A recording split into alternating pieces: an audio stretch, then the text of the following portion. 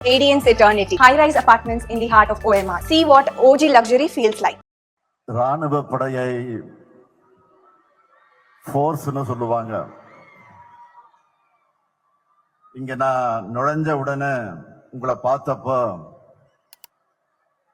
Black and delta ஃபோர்ஸ்னு சொல்லத்தக்க வகையில ராணுவ படை போல மிடுக்கா திரண்டிருக்கக்கூடிய என் அன்பு சகோதரிகள், உங்களுக்கு என்னுடைய முதல் வணக்கம். வீட்டை மட்டுமல்ல, கழகத்தை நாங்கள் காப்போம் என்கிற உணர்வோடு கருப்பு சிவப்பு கடல் போல திரண்டிருக்கீங்க. வீட்டையும் கழகத்தை மட்டுமல்ல,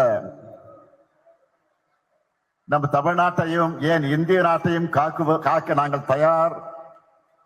யாருக்கு நாங்கள் சிறைச்சவங்கள் என்ற துணிச்சலோடு திரண்டிருக்கீங்க. தஞ்சை மண் கம்பீரமான மண். மன்னர்களுக்கெல்லாம் மன்னரான ராஜராஜ சோழன் ஆட்சி செய்த சோழ மண் இந்த மண். கம்பீரமாக நிற்கக்கூடிய பெரிய கோயிலும் காலங்கள் கடந்தும் உறுதியாக நிற்கக்கூடிய கல்லணையும் நிலைத்து நிற்கக்கூடிய மண் இந்த தஞ்சை மண். நவீன தமிழ்நாட்டின் சிற்பியான நம் உயர்நிகர் தலைவர் முத்தமிழறிஞர் தலைவர் கலைஞரை கொடுத்த மண் இந்த மண். ஒருங்கிணைந்த தஞ்சை மாவட்டத்தில் பிறந்து காவேரி நீரை குடித்து வளர்ந்தவர் நம்முடைய தலைவர் கலைஞர். ஏன் நானும் டெல்டாக்காரன் தான். இந்த மாநாட்டை எழுச்சியோடும் உணர்ச்சியோடும் ஏற்பாடு செய்திருக்கிறார் கழகத்தினுடைய துணை பொதுச் செயலாளர், நாடாளுமன்ற குழுவினுடைய தலைவர் என்னுடைய அன்பு தங்கை கனிமொழி அவர்கள். தங்கை கனிமொழி கிட்ட ஏதாவது ஒரு பொறுப்பு ஒப்படைச்சா அதை அமைதியாகவும் சிறப்பாக செயல்படுத்தி காட்டுவாங்க என்பதற்கு இந்த மாநாடு ஒரு எடுத்துக்காட்டு. கழக பணிகளை தான் இந்த அமைதி. உரிமை குரல் எழுப்ப வேண்டிய நேரத்தில் கர்ஜனை மொழியா மாறி போராடுவார். அதுதான் கனிமொழி. அவருக்கு என்னுடைய பாராட்டுக்கள், வாழ்த்துக்கள். அதே போல மண்டலத்தினுடைய பொறுப்பு அமைச்சர், முதன்மை செயலாளர், என்னுடைய அருமை சகோதரர், திருச்சி தந்த தீரர் KN நேரு, கழகத்தை வளர்க்கிறதுல, எழுச்சி மிகு மாநாடுகளை நடத்துறதுல, மக்களை திரட்டுறதுல அசகாய சூரர் அவர். அவருக்கும் மகளிரனுடைய நிர்வாகிகளுக்கும் மாவட்ட கழகத்தின் செயலாளர்களுக்கும் கழக முன்னணியினருக்கும் என்னுடைய நெஞ்சார்ந்த பாராட்டுக்கள், வாழ்த்துக்கள். பல்லடத்துல தீபமாய் ஒளிர்ந்த இந்த வெல்லும் தமிழ் பெண்கள் மாநாடு இப்ப தஞ்சையில தகன்னு மின்னுது. தஞ்சை என்பது திராவிட இயக்கத்தினுடைய கோட்டை. வெல்லும் தமிழ் பெண்களை, கழகத்தை காக்க வேண்டிய கடமை, தமிழ்நாட்டை வளர்க்க வேண்டிய கடமை உங்களுக்கு தான் நிறைய இருக்கு. சாதி ஆதிக்க ஒழிப்பு மட்டுமே திராவிட இயக்கத்தினுடைய அடிப்படை நோக்கம் இல்ல. பெண் விடுதலையும் தான் நம்முடைய அடிப்படை. சாதியால் உயர்வு தாழ்வு இல்லை என்பதற்காகவும், ஆண் உயர்ந்தவன் பெண் தாழ்ந்தவர் என்று நினைப்பதும் நடத்துவதும் தவறானது என்பதை உணர்த்துவதற்காகத்தான் உருவாக்கப்பட்ட இயக்கம் நம்முடைய திராவிட இயக்கம். சூத்திரர்களை போல பெண்களும் இழிவானவர்களும் ஒடுக்கப்பட்ட காலத்துல இந்த இருவருடைய விடுதலைக்காகவும் வாழ்நாளெல்லாம் உழைச்சார் தந்தை பெரியார். திராவிட இயக்கத்தோட தாய் அமைப்பான நீதி கட்சி ஆட்சியிலே தான் பெண்களுக்கு முதலாக வாக்குரிமை தரப்பட்டுச்சு.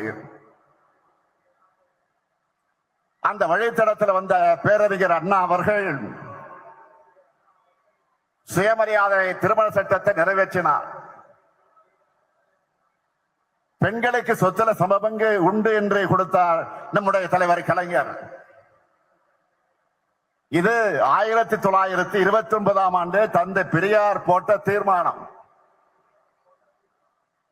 அதை 1989ல நிறைவேற்றியவர் முதலமைச்சராக இருந்த கலைஞர் அவர்கள்.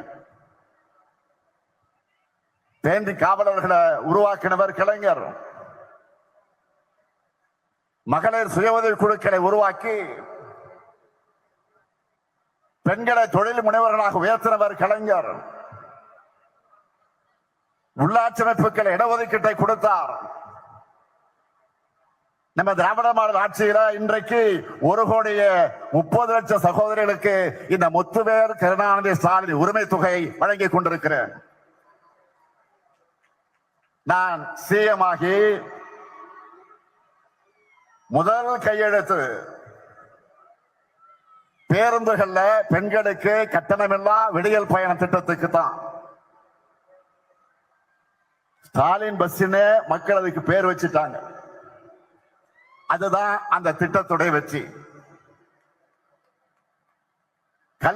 கல்லூரிகளை படிக்கக்கூடிய மாணவிகளுக்கு மாதந்தோறும் 1000 ரூபாய் வழங்குகிற புதுமை பெண் திட்டத்தில் 5 லட்சம் மாணவிகள் பயனடைகிறாங்க. கொரோனா கால இன்னல்களில் இருந்து மகளிர் சுயஉதவி குழுவினரை காத்திட்ட கூட்டுறவு சங்கங்கள் மூலமாக அவங்களுக்கு வழங்கப்பட்ட 2674 கோடி ரூபாய் கடனை தள்ளுபடி செஞ்சுட்டு 17,33,696 சுயஉதவி குழுக்களுக்கு 1,05,235 கோடி ரூபாய் வங்கி கடன் இணைப்புகள் வழங்கி சாதனை படைச்சிருக்கிறோம். மக்களை தேடி மருத்துவ திட்டத்தில் மகளிர் சுயஉதவி குழுவினரை ஈடுபடுத்துறது மூலமா அவங்கள தன்னலமற்ற சேவைக்கு அங்கீகாரம் பெற்று தந்திருக்கிறோம். முதலமைச்சரின் காலை உணவு திட்டத்தில் சுய உதவி குழு மகளிரை பங்கு பெற செஞ்சிருக்கிறோம். பணிக்கு செல்லக்கூடிய மகளிர் பாதுகாப்பா தங்குவதற்கு தோழி விடுதிகளை திறந்திருக்கிறோம். அடுத்த இன்னும் பல மாவட்டங்கள்ல தொடர்ந்து திறக்க போகிறோம். அனைத்து மாவட்டங்களையும் பாலின வள மையங்கள் துவக்கப்பட்டிருக்கு. இந்த மையங்கள் மூலமா குழந்தை திருமணம், குழந்தை பாலியல் வன்கொடுமை மற்றும் குடும்ப வன்முறை உள்ளிட்ட பிரச்சனைகளுக்கு தீர்வு காணுகிறோம். உள்ளாட்சியில மகளிர் அதிகாரமிக்கவர்களாக வர வேண்டும் என்று 50 விழுக்காடு ஒதுக்கீடு வழங்கி இருக்கிறோம். ஜெயிச்ச பெண்கள்ல 70 விழுக்காட்டுக்கு மேற்பட்டவர்கள் சுய உதவி குழு மகளிர் தான். அதுல எனக்கு உள்ளபடியே மகிழ்ச்சி. இப்படி பெண் உரிமைக்கான ஆட்சியா, பெண்கள் கேட்காமலேயே அவங்களுடைய தேவைகளை நிறைவேற்றுகிற ஆட்சி தான் நம்முடைய திராவிட மாடல் ஆட்சி. நான் செல்லும் இடமெல்லாம் கூடுகிற மக்கள்ல அதிகம் இருப்பது மகளிர் தான். அது மட்டுமல்ல, முகத்துல தெரியக்கூடிய மகிழ்ச்சி, அதில் நான் மகிழ்ச்சி அடைகிறேன். ஆட்சியை பற்றி கேட்கும் போது ஒவ்வொருத்தரும் சொல்றாங்களா, உரிமை தொகை ரொம்ப பயனுள்ளதாக இருக்கு, தினமும் ஸ்டாலின் பஸ்ல தான் வேலைக்கு போறேன், புதுமை பெண்ல 1000 ரூபாய் வர்ற காரணத்தினால வீட்டுல காலேஜுக்கு அனுப்புறாங்க.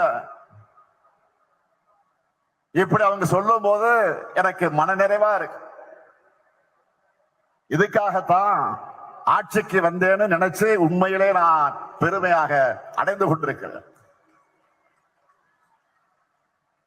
இந்த 5 ஆண்டுல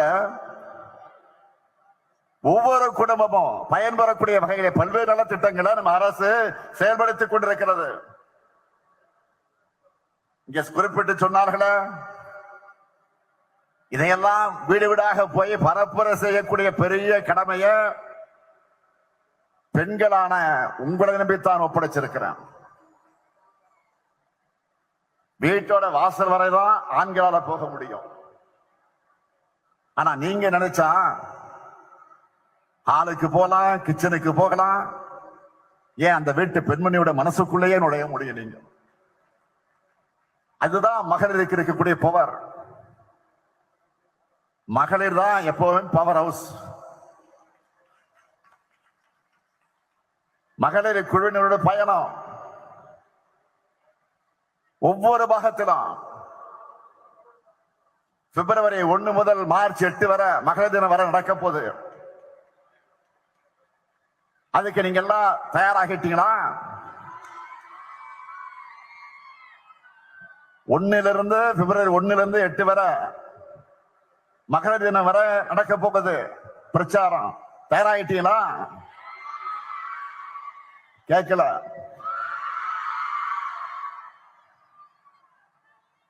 அடுத்து தமிழ்நாட்டை தலைகுனிய விடமாட்டோம்னு தொகுதிகள் தோறும்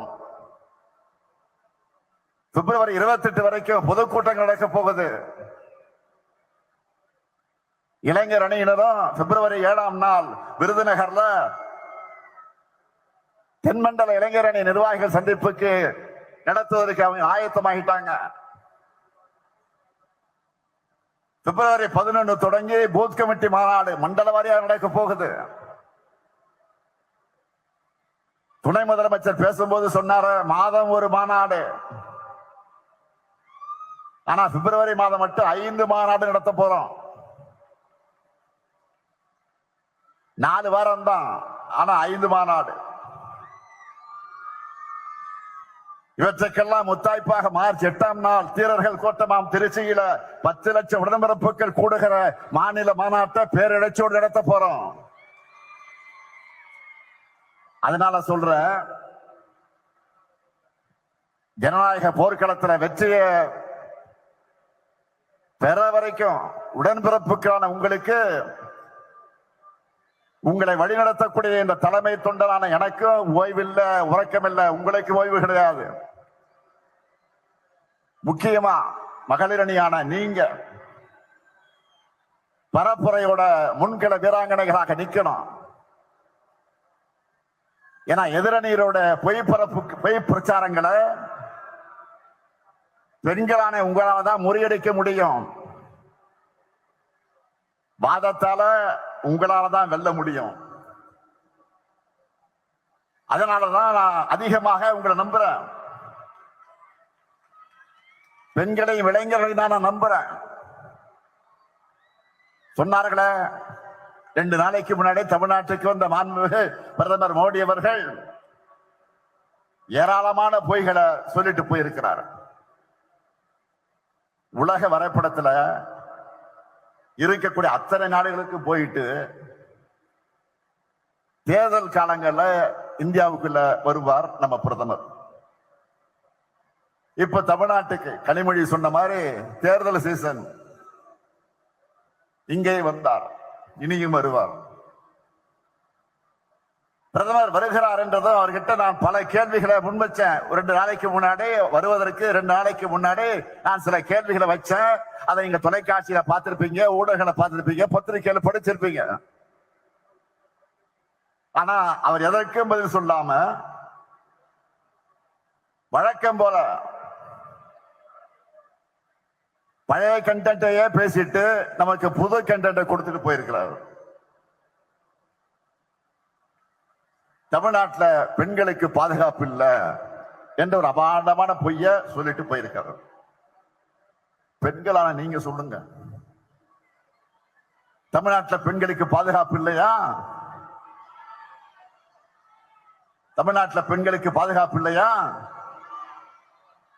எப்படி கூச்சம் இல்லாமல் போய் பேசுறாரு பாருங்க. நாட்டில் இப்ப என்ன நடந்துகிட்டு இருக்கு?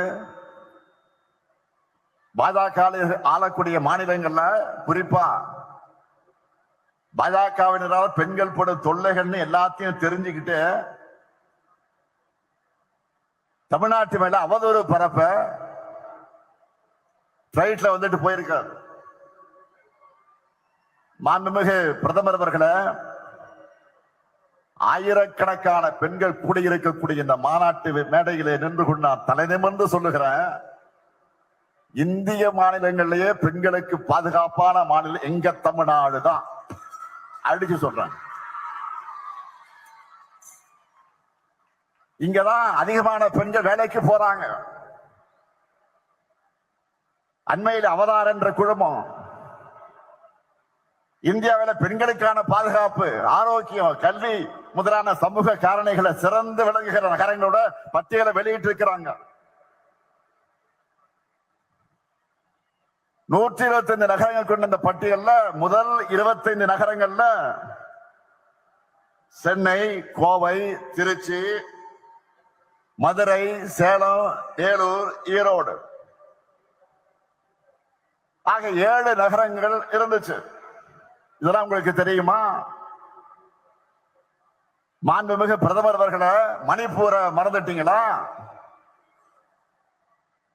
2023ஆம் ஆண்டு மே மாதம் எரிய தொடங்கின மணிப்பூர்ல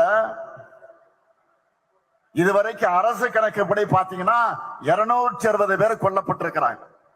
ஒருவர் இருவர் அல்ல, 260 பேர் கொல்லப்பட்டிருக்கிறாங்க. ஆனா உண்மையான எண்ணிக்கை இன்னும் ஒரு மடங்கு இருக்கும். 3000 பேர் காயமடைஞ்சிருக்கிறாங்க. 1,00,000 பேருக்கு மேல மாநிலத்தை விட்டு இடம் பெயர்ந்துட்டாங்க, ஊரை விட்டே போயிட்டாங்க, மாநிலத்தை விட்டு போயிட்டாங்க. 3 ஆண்டுகளாக இயல்பு வாழ்க்கை பாதிக்கப்பட்டிருக்கு மணிப்பூர்ல. இத்தனைக்கு ஒன்றியத்தை ஆள்றது, மணிப்பூரை ஆண்டது பாஜக தான். ஆனா அவங்க டபுள் இன்ஜின் ஓட்டுன டப்பா இன்ஜின் மணிப்பூர் மக்களை ஏன் காப்பாத்தல? மணிப்பூருடைய முதலமைச்சர் பிரேன் சிங் வீடு, அமைச்சர்கள் வீடு, எம்எல்ஏக்கள் வீடு, பிரேன் சிங் இன்னும் மருமகன் எம்எல்ஏவா இருக்கிறாரு, அவருடைய பெயர் இமோ சிங், அவருடைய வீடு எல்லாத்தையும் போராட்டக்காரர்கள் தாக்கி இருக்கிறாங்க, அடிமட்டமாக்கி இருக்காங்க. ஆனா மணிப்பூரை ஆண்ட பாஜகவால ஏன் அமைதியை ஏற்படுத்த முடியல? இதுதான் பாஜகவுடைய லட்சணமா? மாண்புமிகு பிரதமர் அவர்களே, போய் மணிப்பூரையும் உத்தரப்பிரதேசத்தையும் பாருங்க.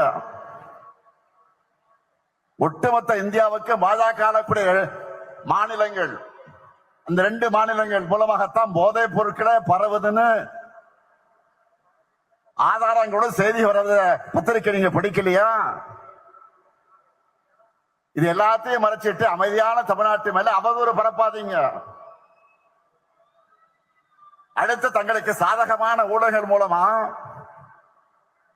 நெரேட்டிவ் செட்டப் பண்ண பிரதமர் கலந்துக்கிற பொதுக்கூட்டத்தை நடத்தி இருக்கிறாங்க. ஏதோ புதுசா கூட்டணியை உருவாக்கிட்ட மாதிரி அவரும் தோல் உயர்த்தி இருக்கிறார்.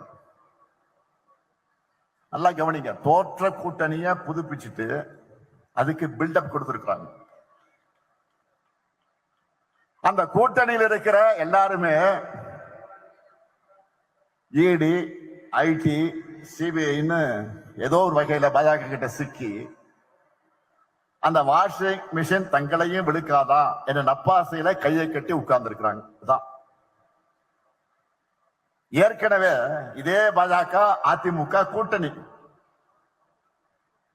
2019 தேர்தலையும் 2021 தேர்தலையும் ஒன்னா நின்று பார்த்தாங்க, தோற்று போனாங்க.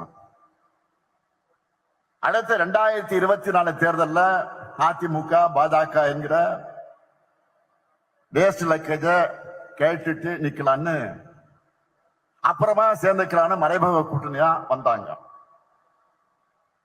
ஆனா அந்த கெட்டப்பில் வந்தாலும் உங்களுக்கு கெட் அவுட் தானே தமிழ்நாட்டு மக்கள் திரும்ப திரும்ப சொல்லிட்டாங்க.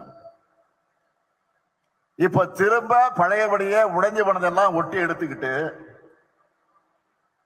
புதுசா என்டிஏ அரசுன்னு சொல்லிக்கிட்டு வந்திருக்கிறாங்க. எல்லாருக்கும் தெரியும் பாஜக அதிமுக கூட்டணி கட்டாயத்தால் உருவாகி இருக்கக்கூடிய கூட்டணி,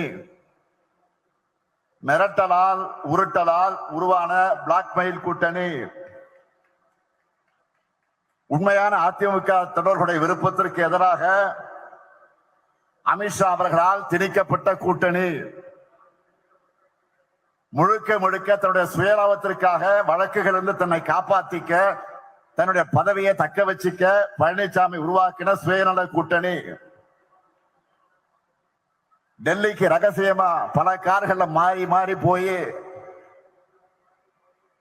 அங்க வழக்குகளை காட்டி மிரட்டினதும் ஏசி கார்லயே ஒருத்தருக்கு முகமெல்லாம் வேர்த்து விறுவிறுத்து போச்சு. எப்படி கட்சி வச்சு தொடச்சுக்கிட்டு வந்தாரு நாடே பார்த்துச்சு. அந்த காட்சி நாமும் பார்த்தோம். பாஜக என்ன நினைக்கிறாங்க? திரும்பவும் தங்களுடைய கண்ணசவைக்கு ஏற்ப தலையாட்டுகிற எடுபடிகளை வச்சுக்கிட்டு டெல்லியிலிருந்து தமிழ்நாட்டை ஆளலாம்னு பாஜக நினைக்குது. உங்களுக்கு தக்க பதிலடைய தமிழ்நாடு தரும். அதிமுக ஆட்சி என்ற பேர்ல பாஜகவோட பிராக்சி ஆட்சி நடந்ததையே ஏத்துக்காதவங்க தமிழ்நாட்டு மக்கள். இப்ப வெளிப்படையா பாஜக அரசுனே சொல்லிட்டு வந்தா உங்களை எங்களுடைய எல்லைக்குள்ளேயே அனுமதிக்க மாட்டோம். நடக்க போற தேர்தல் என்டிஏ வெர்சஸ் மதசார்பற்ற முற்போக்கு கூட்டணி கிடையாது. NDA versus Tamil Nadu. மறந்துடாதீங்க. தமிழ்நாடு என்றாலே தமிழ்நாட்டு மக்களுக்காக உண்மையா உழைக்கிற, நாடே திரும்பி பார்க்கக்கூடிய செயல் திட்டங்களை செயல்படுத்துற, தலை நிமிர்ந்து தன்மானத்தோடு போராடுகிற திமுக தான். எனவே மதச்சார்பற்ற முற்போக்கு கூட்டணிக்கு மீண்டும் வெற்றியை வழங்க மக்கள் தயாராகிட்டாங்க. பெண்கள், மாணவர்கள், வணிகர்கள், உழவர் பெருமக்கள், விவசாய தொழிலாளர்கள், நெசவாளர்கள், தொழில் முனைவோர், ஏழை எளியோர், அரசு ஊழியர்கள், ஆசிரியர்கள் எல்லாருக்கும் நம்மை நன்றாக புரிந்து கொண்டு நமக்கு ஆதரவை தொடர்ந்து தந்து கொண்டிருக்கிறார்கள். அவங்களுடைய நன்மதிப்பை, நம்பிக்கை நாம் பெற்றிருக்கிறோம். நான் என்னை விட அதிகமாக நம்புறது நம்முடைய தமிழ்நாட்டு மக்களைத்தான். எனவே என் மீது நம்பிக்கை வைத்திருக்கக்கூடிய மக்களை